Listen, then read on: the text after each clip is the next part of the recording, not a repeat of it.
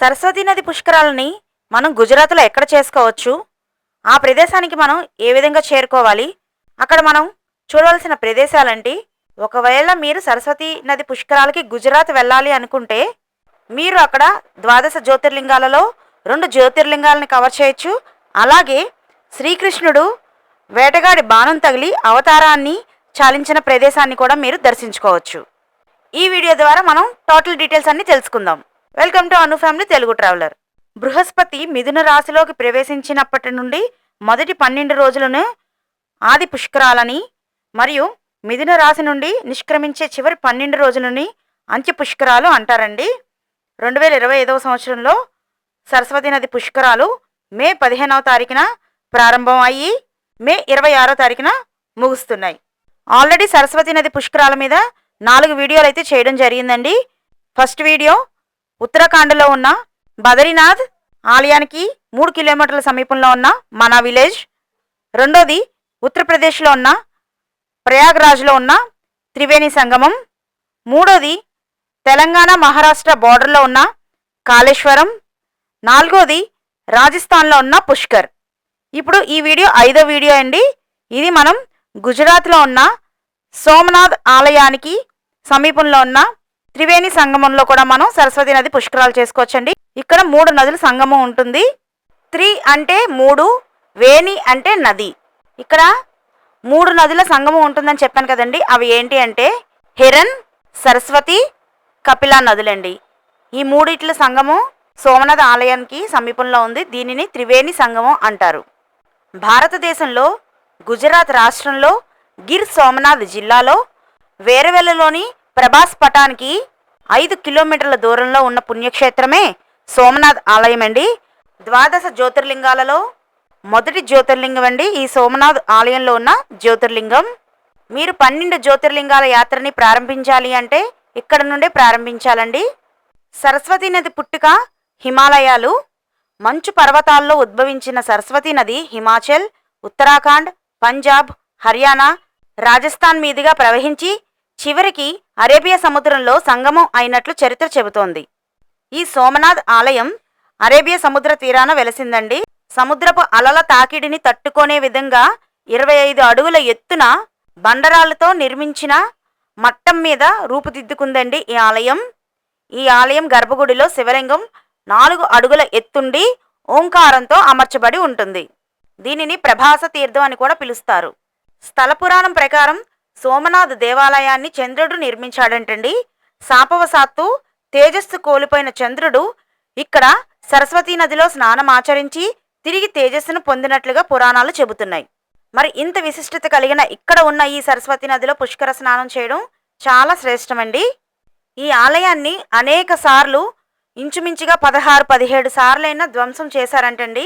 ఔరంగజేబు కూడా ఈ ఆలయాన్ని ధ్వంసం చేశాడంట. ఎవరు ఎన్నిసార్లు ధ్వంసం చేసినప్పటికీ కూడా ఈ ఆలయాన్ని అన్నిసార్లు కూడా పునర్నిర్మాణం చేశారండి. ఉప ప్రధాని అయిన సర్దార్ వల్లభాయ్ పటేల్ 1947 నవంబర్ 12వ తారీఖున భారతీయ సైన్యాలను క్రమపరిచే నిమిత్తం ఇక్కడకు వచ్చి అదే సమయంలో ఈ ఆలయ పునర్నిర్మాణానికి ఆదేశాలు జారీ చేశారంటండి. పురాణ కథనాల ప్రకారం ఈ ఆలయాన్ని చంద్రుడు మొదట బంగారంతో నిర్మించాడంటండి. ఆ తర్వాత రావణుడు వెండితో నిర్మించాడంట.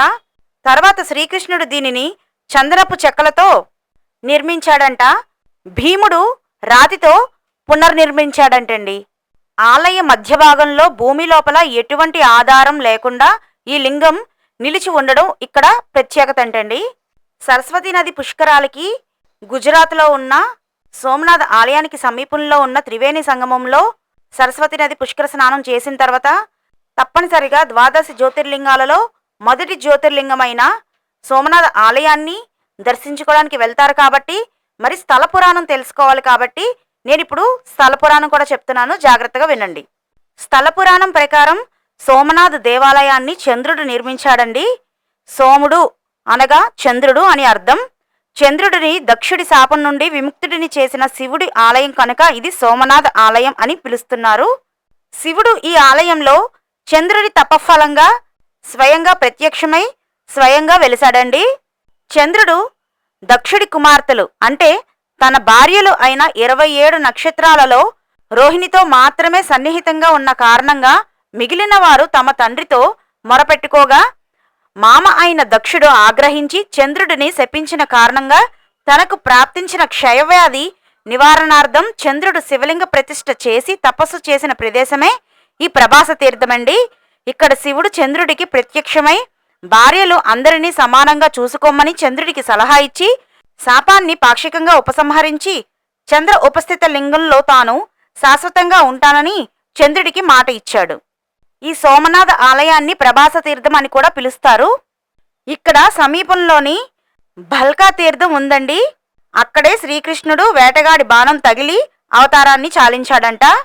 మరి గుజరాత్ వెళ్ళినప్పుడు ఆ ప్రదేశానికి కూడా వెళ్ళండి. ఇప్పుడు మనం విజిటింగ్ ప్లేసెస్ గురించి తెలుసుకుందామండి. తెలుసుకునే ముందు ఈ వీడియో మీ అందరికీ నచ్చినట్లయితే తప్పకుండా లైక్ చేయండి, అలాగే షేర్ చేయండి. ఇంకా ఎవరైనా ఛానల్ని సబ్స్క్రైబ్ చేసుకోకపోతే సబ్స్క్రైబ్ చేసుకోండి. ఈ ఆలయం దగ్గర రాత్రి 8 నుంచి 9 వరకు కూడా సౌండ్ అండ్ లైట్ షో జరుగుతుందండి. ఇంకా మీరు అక్కడ చూడవలసిన ప్రదేశాలు ఏంటి అంటే బల్కా తీర్థం అండి. ఇప్పుడే కదా మీకు చెప్పాను శ్రీకృష్ణుడు అవతారం చాలించిన ప్రదేశం. నెక్స్ట్ ఈ నగరానికి 4 కిలోమీటర్ల దూరంలో గీతా మందిర్ అండి. ఈ గీతా మందిర్కి సమీపంలోనే లక్ష్మీనారాయణ ఆలయం ఉంది. ఇంకా బాన్గంగా, శ్రీరామ్ మందిర్, ప్రభాస్ పఠాన్ మ్యూజియం నగరానికి 3 కిలోమీటర్ల దూరంలో ఉంది. కామ్నాథ్ మహాదేవ్ టెంపుల్, సూరజ్ మందిర్, పంచ్ పాండవ్ గుఫ 3 కిలోమీటర్స్ డిస్టెన్స్లో ఉంది. ప్రచి తీర్థ్ ఇది మాత్రం 23 కిలోమీటర్స్ డిస్టెన్స్లో ఉందండి. నెక్స్ట్ శ్రీ పరశురామ టెంపుల్, ఇది త్రివేణి సంగమంలోనే టెంపుల్ కాంప్లెక్స్లో ఉంటుంది. Next Junagadh gate. నెక్స్ట్ 2 జ్యోతిర్లింగాలను కవర్ చేయొచ్చు అని చెప్పారు, కానీ ఒకటే చెప్పారేంటని అనుకుంటున్నారా? గుజరాత్లోని సోమనాథ్ ఆలయం నుండి 250 కిలోమీటర్ల దూరంలో ద్వారకా ఉందండి. ద్వారకాలో నాగేశ్వర్ జ్యోతిర్లింగం ఉన్నది. 4 అవర్స్ జర్నీ పడుతుంది. మీరు ఆ జ్యోతిర్లింగాన్ని కూడా కవర్ చేసుకోవచ్చు. ఇంకా టెంపరేచర్ విషయానికి వస్తే మేలో 33 డిగ్రీస్ వరకు టెంపరేచర్ అయితే ఉంటుందండి. కానీ అక్కడ సముద్రం ఒడ్డులో ఈ ఆలయం ఉంది కనుక హ్యూమిడిటీ కూడా ఎక్కువగానే ఉంటుంది. ఇంకా ట్రాన్స్పోర్టేషన్ విషయానికి వస్తే మనకి సోమనాథ్ ఆలయానికి నియరెస్ట్ రైల్వే స్టేషన్ అయితే వేరవల్ రైల్వే స్టేషన్ అండి. ఇది 7 కిలోమీటర్స్ డిస్టెన్స్లో ఉంది. అక్కడ నుండి మనకి ట్యాక్సీ కానీ ఆటో రిక్షా కానీ అవైలబుల్గా ఉంటుందండి. 15 to 20 మినిట్స్ టైం అయితే పడుతుంది. మనకి వైజాగ్ నుండి అయితే డైరెక్ట్ ట్రైన్స్ అయితే ఏమీ లేవండి. కనెక్టింగ్ ట్రైన్స్ అయితే చూసుకొని వెళ్ళాలి. మనకి వైజాగ్ నుండి గుజరాత్లో ఉన్న సోమనాథ్ ఆలయానికి 2250 కిలోమీటర్స్ డిస్టెన్స్ అండి. మనకి అహ్మదాబాద్ నుండి అయితే వేరవెల్కి అలాగే సోమనాథ్కి కూడా రైల్వే స్టేషన్ ఉందండి. అక్కడ నుండి అయితే నెంబర్ ఆఫ్ ట్రైన్స్ అయితే మనకి అవైలబుల్గా ఉంటాయి. సోమనాథ్లో ఎయిర్పోర్ట్ అయితే లేదండి. నియరెస్ట్ ఎయిర్పోర్ట్ డియూలో ఉంది. 85 కిలోమీటర్స్ డిస్టెన్స్లో ఉంది. అక్కడ నుండి సోమనాథ్కి 1.5 అవర్ to 2 అవర్స్ జర్నీ పడుతుంది. నెక్స్ట్ నియరెస్ట్ ఎయిర్పోర్ట్ 200 కిలోమీటర్స్ డిస్టెన్స్లో రాజ్కోట్లో ఉందండి. అక్కడ నుండి సోమనాథ్కి 4 to 5 అవర్స్ జర్నీ పడుతుంది. నెక్స్ట్ 420 కిలోమీటర్స్ డిస్టెన్స్లో అహ్మదాబాద్లో ఎయిర్పోర్ట్ ఉందండి. అక్కడ నుండి సోమనాథ్కి 7 to 8 అవర్స్ జర్నీ పడుతుంది. Thanks for watching.